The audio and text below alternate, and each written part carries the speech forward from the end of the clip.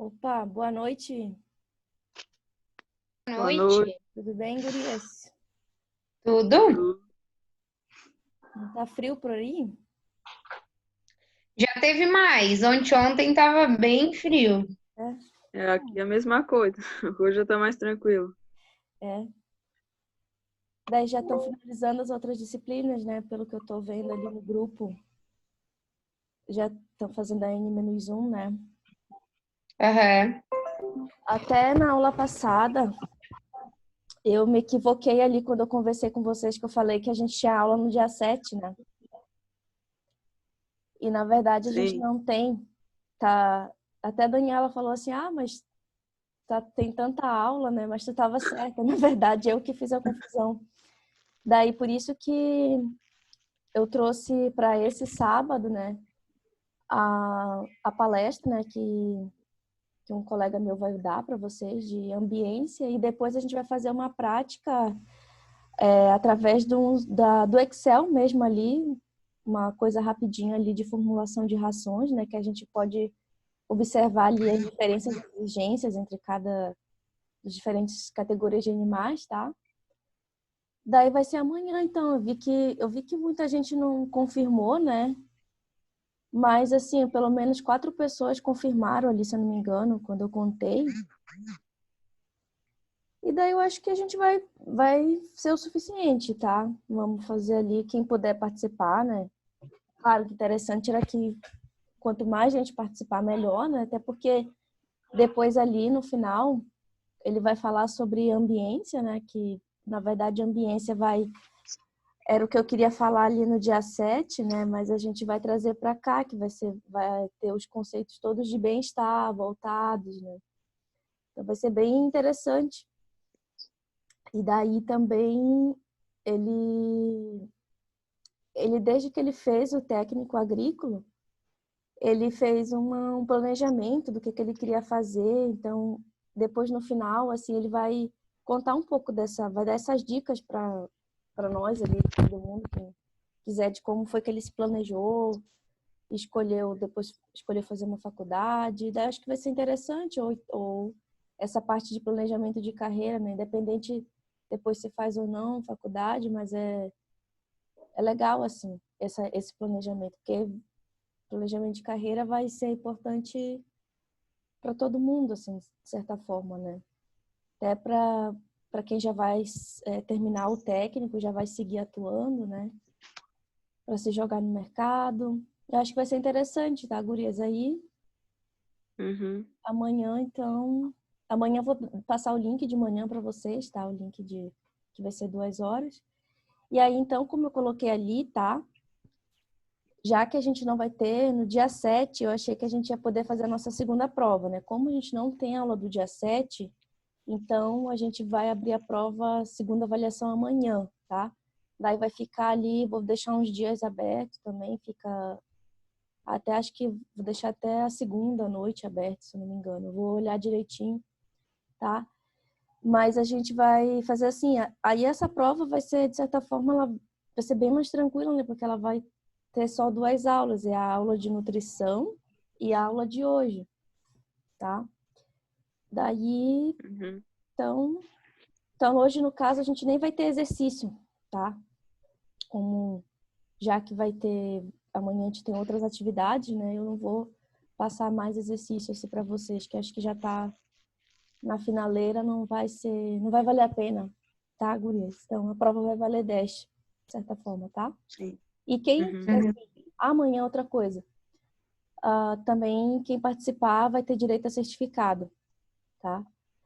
Que também é interessante. Outra coisa que também que eu ia avisar para vocês. Tá. Quem depois, por algum motivo, precisar de nota, alguma coisa do tipo, aí quem participou do evento, isso vai ser levado em consideração, né, no caso. Tá? Então, no mais, eu vou compartilhar aqui a minha tela com vocês, gurias. A nossa aulinha de hoje. Tá? Então, hoje, pessoal, a gente vai falar sobre sanidade, né, em suínos. Então, qualquer dúvida que eu vou falando aqui, tá? Qualquer dúvida que vocês tiverem, vocês podem me interrompendo.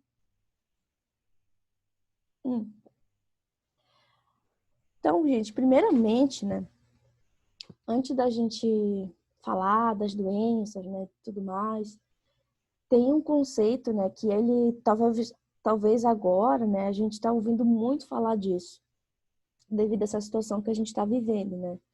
Mas essa palavra, né, imunidade, então, isso aqui vai ser, essa palavra, né, ela, na verdade, ela define todo o conceito ali a maior parte, né, do conceito de saúde, né, a gente pode resumir através que o nosso maior objetivo quando a gente pensa em promover saúde de animais, né, a gente tem que se preocupar muito com a questão da imunidade, né? Então, porque é a imunidade que ela vai dar a resposta dos desafios, né?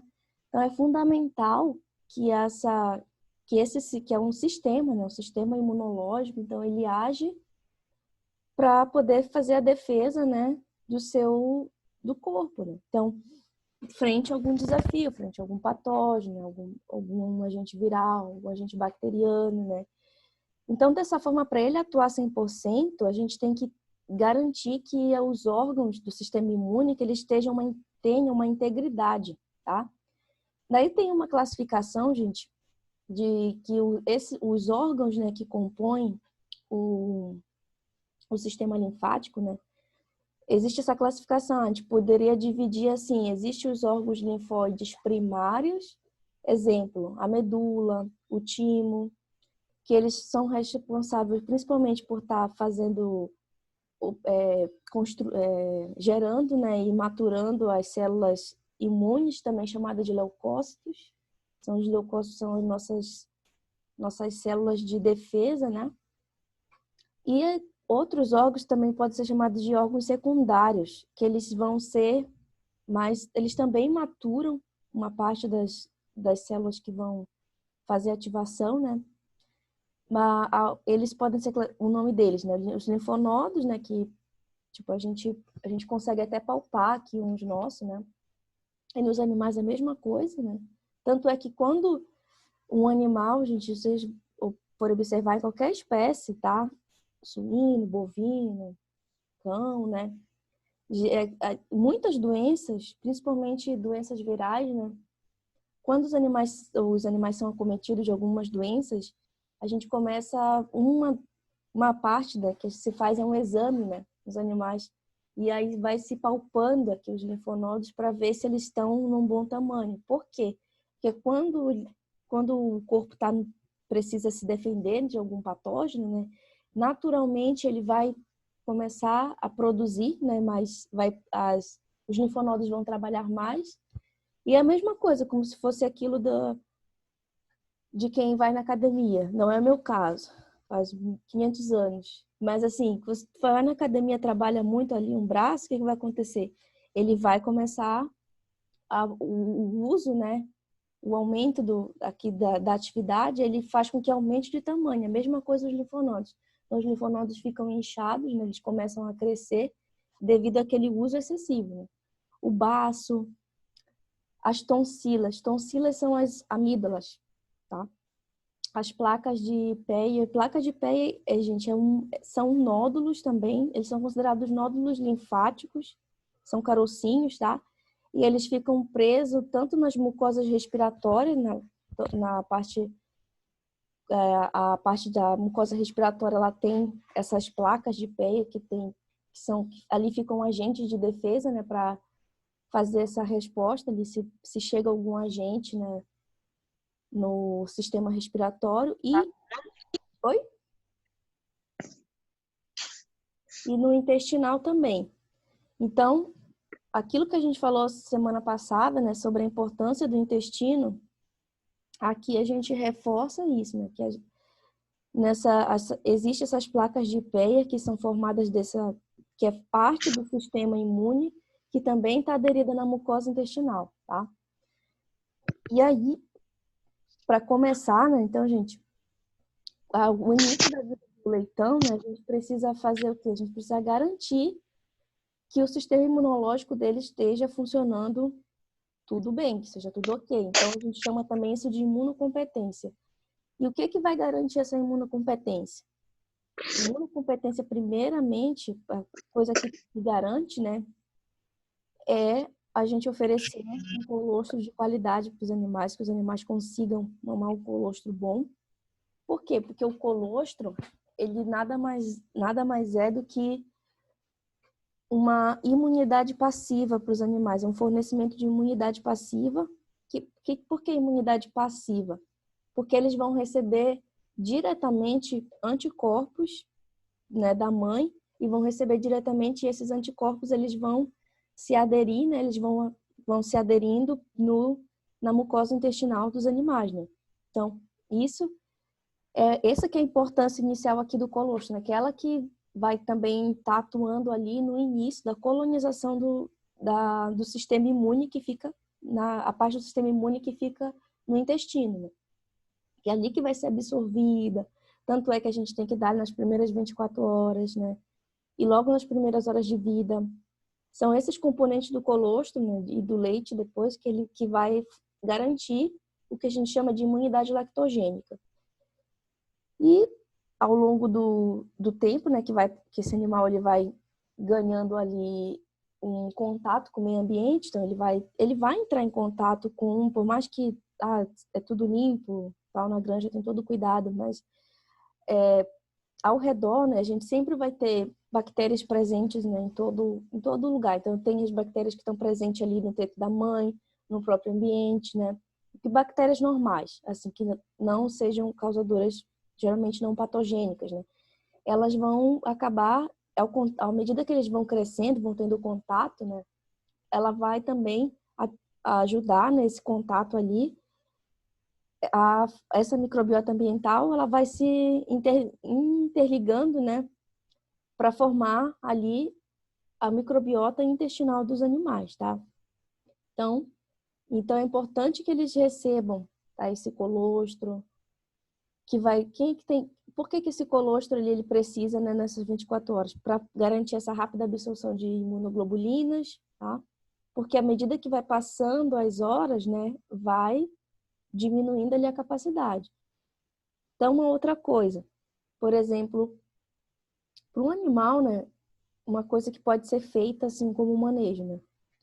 Só se vai ter um colostro de qualidade, gente, se a gente tem que ter a porca, né? Que ela tem que estar saudável, né? Ela tem que estar com a nutrição em dia para ela poder produzir um colostro bom. E aí, um exemplo que pode acontecer, né? É, por exemplo, assim, uma porca que produziu muito colostro, tá? Os animais já tomaram ali a quantidade que eles precisavam, né? E aí, pode-se tentar aproveitar esse colostro, então, já que os animais já tomaram bastante. Então, pode fazer ali, retirar, né, o colostro das porcas e congelar, fazer um banco de colostro, porque numa outra situação a gente pode ter, né, uma porca que vai parir muito mais leitões. Então, quando a gente tem muito mais leitões e não tem ali que os animais eles começam a competir demais, aí a gente pode estar fazendo uso do banco de colostro. Então, isso aqui é um manejo interessante de ser feito, né? Mas tudo ali com muito cuidado e muita higiene, por conta que esses animais também são muito sensíveis com a higiene em si, tá, gente? Então, pessoal, vou falar aqui sobre algumas doenças, tá? Vamos conversar de todas as doenças de suínos? Impossível. Não teríamos como fazer toda essa conversa, tá? Não só em uma aula. Mas então a gente vai tratar aqui das principais, tá? Das basiconas, tá? Que a gente vai ver assim bastante. E também não só ver, mas tem umas que não ocorrem, tá? Não ocorrem, algumas não ocorrem, mas assim elas têm uma importância, né, sanitária. Então, a primeira delas, gente, não sei se vocês já ouviram falar sobre a doença de Algevski. Ela também é chamada de pseudorraiva. E por que pseudorraiva? Raiva, o que ela faz? Né? A raiva, ela tem o vírus, né? Os vírus da raiva, eles fazem ali uma ação diretamente no sistema nervoso, né? Tanto por isso que falam, né, raiva, os animais ficam não é a raiva em si, mas é a questão da mudança de comportamento, né? Da agressividade que se observa. E aqui, na verdade, aí essa doença de Algevski, ela é tida como uma pseudo-raiva, por quê? Porque ela tem sintomas semelhantes, né? Mas é outro agente, não é o mesmo agente transmissor da raiva normal, né? Tá? Então, os principais aqui, os sinais. Isso aqui é uma coisa que eu quero que vocês atentem bem, tá, gente? Sobre os sinais das doenças. Porque isso aí a gente pode acabar vendo isso depois na prova, tá? Então, por exemplo, Algevski, por que pseudorraiva? Porque tem os sinais nervosos. Outra coisa é que ela também existe ali quadro respiratório, então ela afeta também ali um pouco, dá uma tosse nos animais, pode dar pneumonia. Tem um alto índice de mortalidade nos leitões, né? E tem também causa transtorno reprodutivo. Então, ataca sistema nervoso, sistema respiratório e também sistema reprodutivo. E aí, toda vez que a gente fala que toda doença que eu falar para vocês que faz um transtorno no sistema reprodutivo, então o que a gente vai pensar automaticamente? Ou seja, se é uma doença que tem relação com a reprodução, então a gente vai ligar também. O macho pode ser um potencial transmissor, ele também talvez possa adoecer, tá? Se é monta natural. Ou então, sêmen pode estar trazendo, tá? Que nem esse vírus aqui, o vírus da doença de Algevski, ele também é transmitido via transplacentária, ou seja, né, o leitão ele já vai nascer com a doença, tá? O sêmen pode ser pelo sêmen, pela monta natural, inseminação artificial. E aí, o que é uma coisa que é importante, não tem tratamento para essa doença. Muitas doenças a gente vai ver que não tem tratamento, tá? O controle, ele geralmente é feito por vacinação, tá? Mas a vacinação, gente, muita coisa a gente vai ver de vacinação depois, é que não tem uma receita de bolo para vacina. Então, vacina depende muito da região, depende muito do qual que são as doenças que estão ali, assim, que acometem, né? E aí, se o rebanho, como não tem, assim, tem a vacina para fazer o controle, mas a vacina é se tiver a necessidade, né? Que naquela região, teve uma doença, só que se o rebanho for infectado, para erradicar o vírus, a gente vai ter que eliminar todo o rebanho. Então, já pensou o prejuízo disso aqui? E aí, depois, vamos dizer, eliminou todo o rebanho. Aí precisa de um vazio sanitário, que o vírus ali tem a capacidade de sobreviver. Tem alguns vírus que sobrevivem, né, nos ambientes de 4 a 6 meses. Aí depois de uma situação dessa, existe um vazio sanitário e depois, se for começar, né, aí naquela região vai ter que ser feito a vacinação, tá? Mas não é uma situação muito usual. Parvovirose. Vocês já ouviram falar de parvovirose, gurias? Isso é bem... Parvovirose é bem comum. E geralmente a gente escuta muito falar da parvovirose canina. Eu nunca vi falar sobre isso. Não? Não. Bem, não. Não? Ela é bem comum, o pessoal a gente fala muito assim, existe, né, os vírus, gente, eles são assim, como é que eu posso dizer? São umas pestes mesmo. Porque assim, por exemplo, o vírus parvovirose suína, tá? O vírus da parvovirose canina é outro tipo, tá? Vamos dizer assim.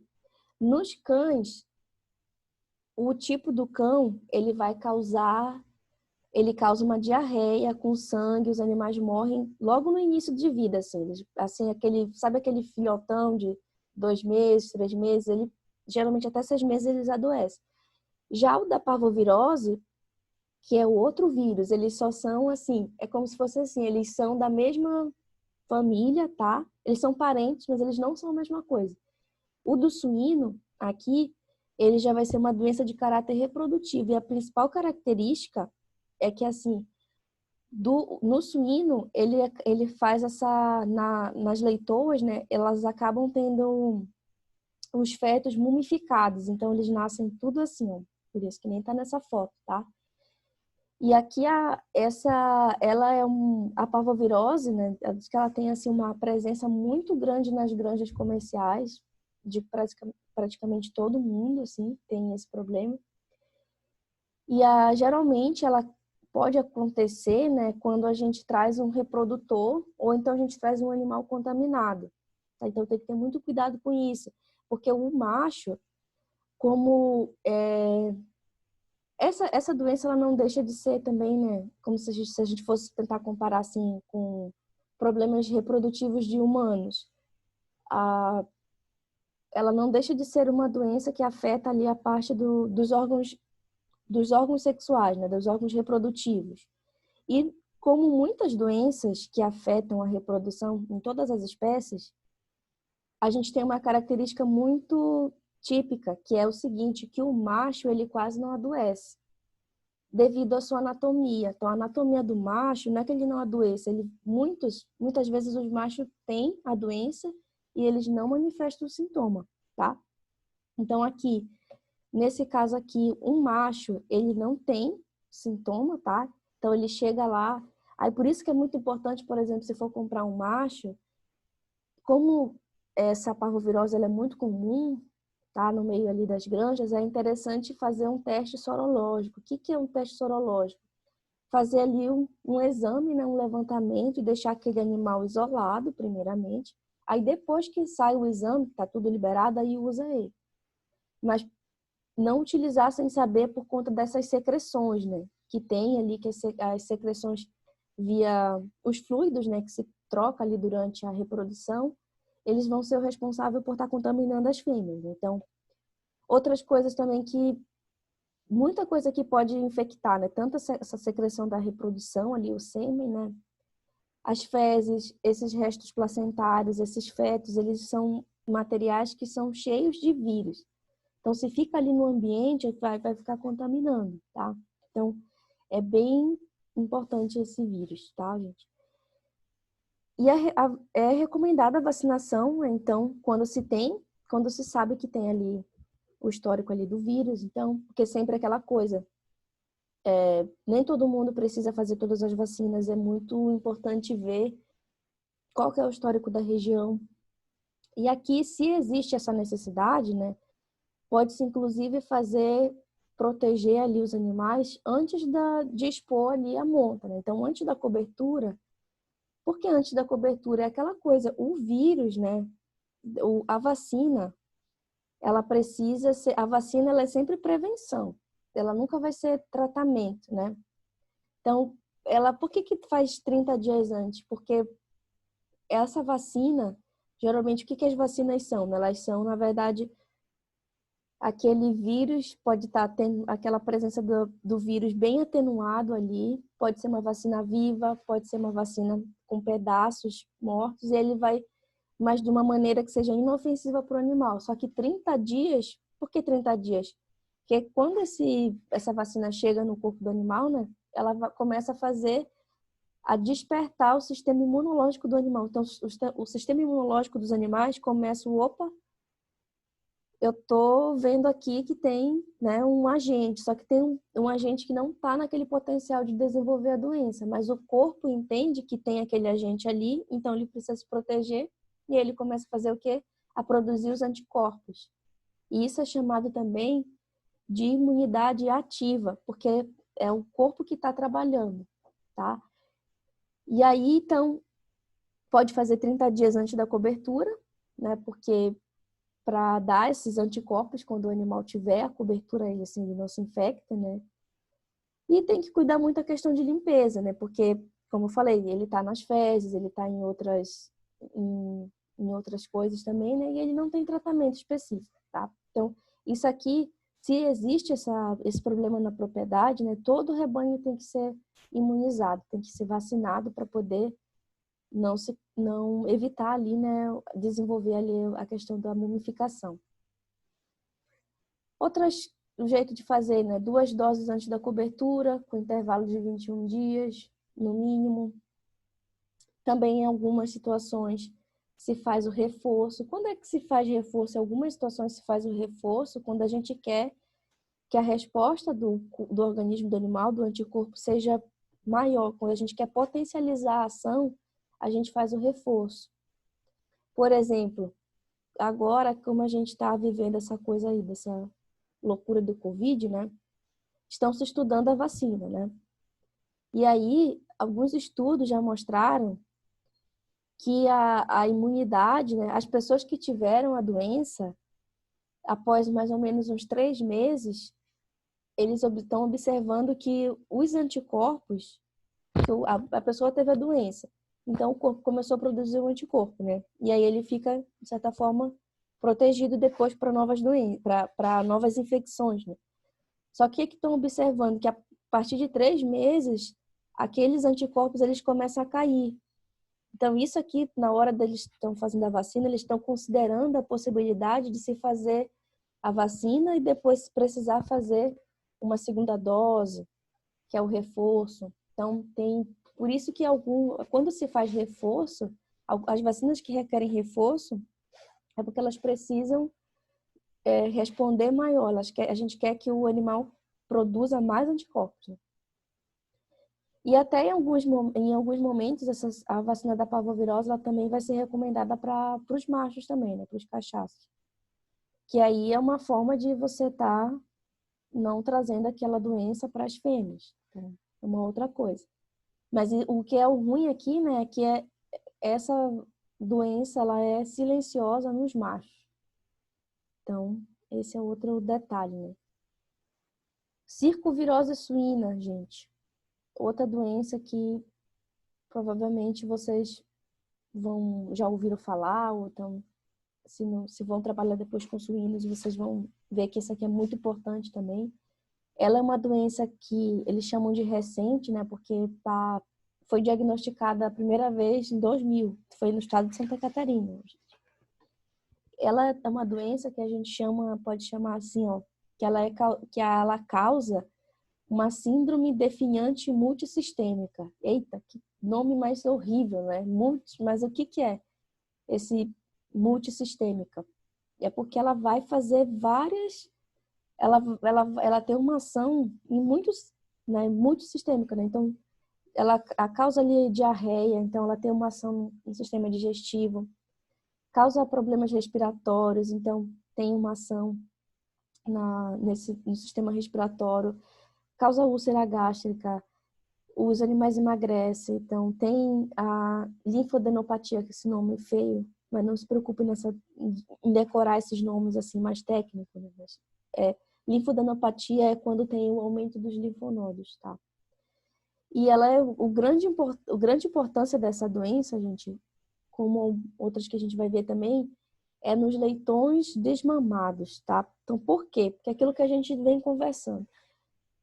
Tem uma coisa que afeta muito, né, os animais, e não só os animais, né, todos os animais, inclusive a espécie humana, né? E estresse é um negócio que, olha, cai muito a nossa imunidade, entendeu? Quando vocês, não sei se vocês já observaram isso, mas se vocês estão assim estudando, trabalhando, fazendo um monte de coisa, e vocês não estão, sabe aquele final de semestre que tá caótico, que vocês não estão dormindo?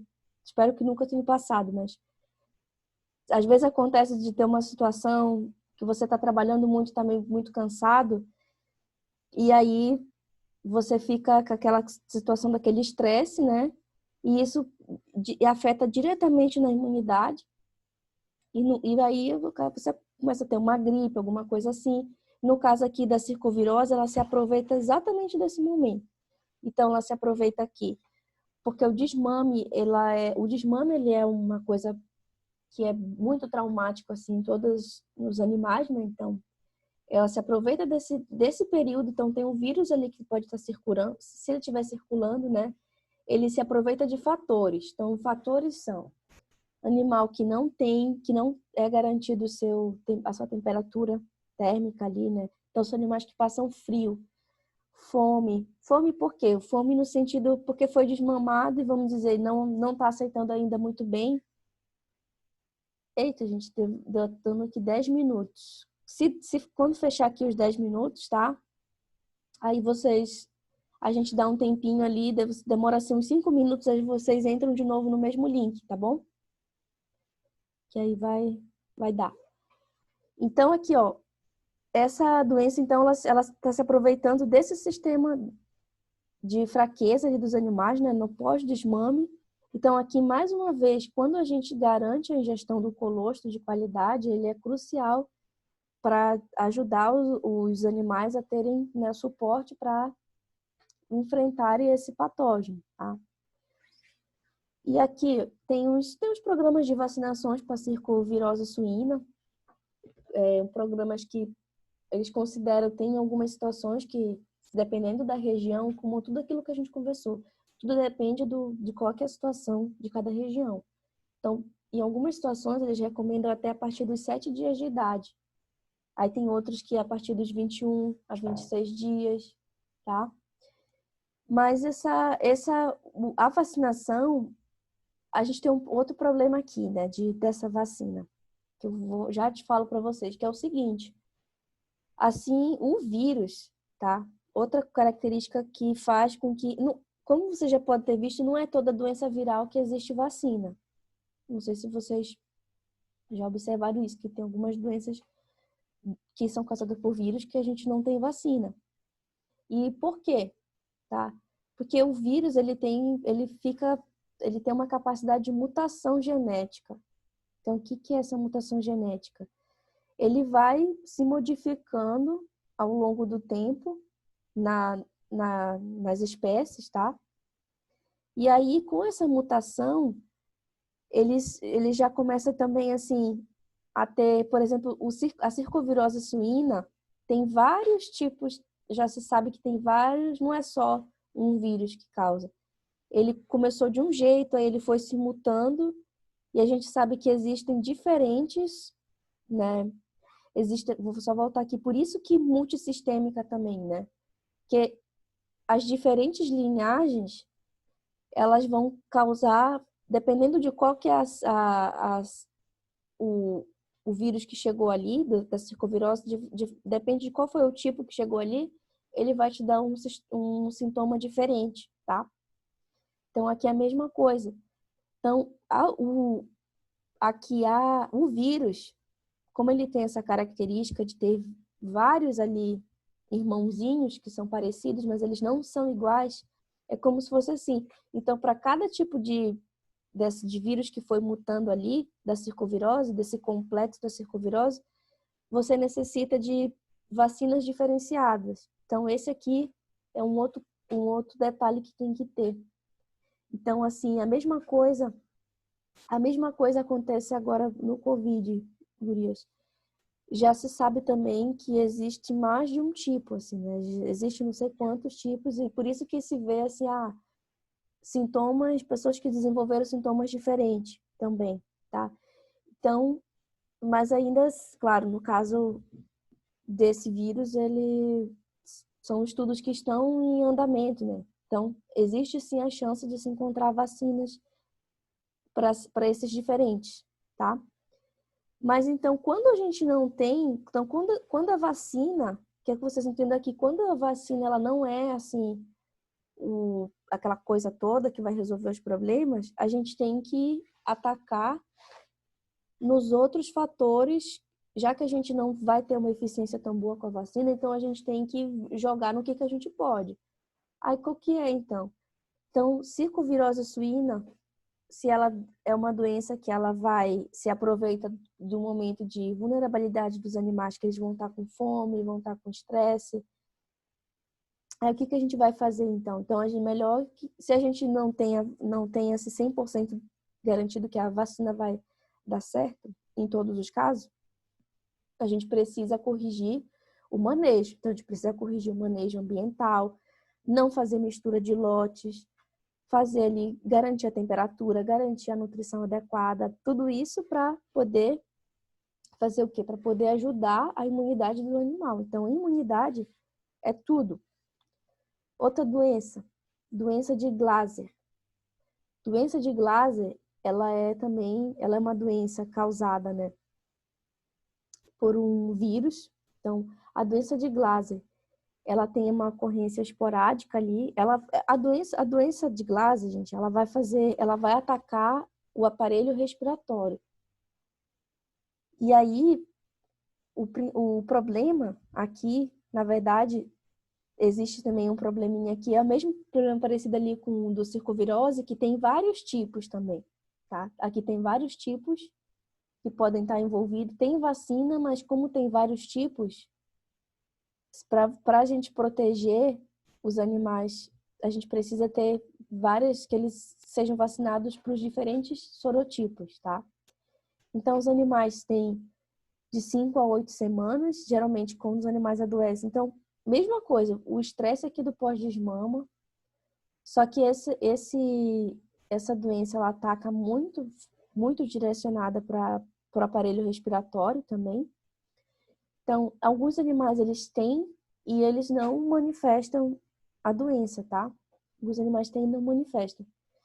E aqui eles têm tosse, pode ter dispneia, pode ter inflamação das articulações, febre, tá? A vacinação, ela não é muito eficaz pelo mesmo motivo. Quando a gente tem muitos sorotipos diferentes, para ter uma vacina eficaz, a gente deveria fazer o quê? Vacinar para todos os sorotipos. Então, vamos dizer que vacinei para o sorotipo A, mas aí eu comprei animais de fora que vieram infectados com um outro tipo de sorotipo e eu coloco ele junto, então ele vai trazer aquela doença para cá. Então, a mesma coisa aqui. Existe a vacinação, não é muito eficaz. Também pode ser utilizada em leitões, né? No intervalo, fazer o intervalo de 14 a 21 dias de reforço ali, né? E pode iniciar a partir de 4 a 5 semanas, justamente porque ali bem no momento que o animal vai estar desmamando, né? Vai estar entrando em contato. E a mesma coisa que também pode, em algumas situações, pode se recomendar a vacina a partir dos 7 dias. As porcas também podem ser vacinadas, tá?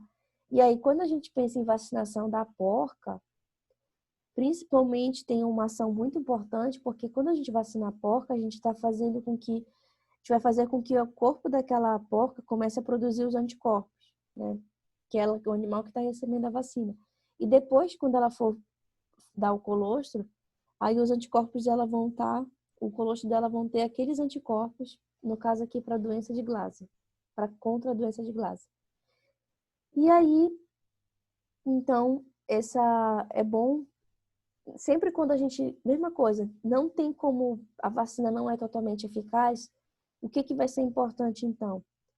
Não fazer essa mistura de lotes entre os animais, evitar o estresse. Isso tudo vai ser importante aqui para a gente não tá disseminando, tá? Ué, não tá passando o slide. Por quê?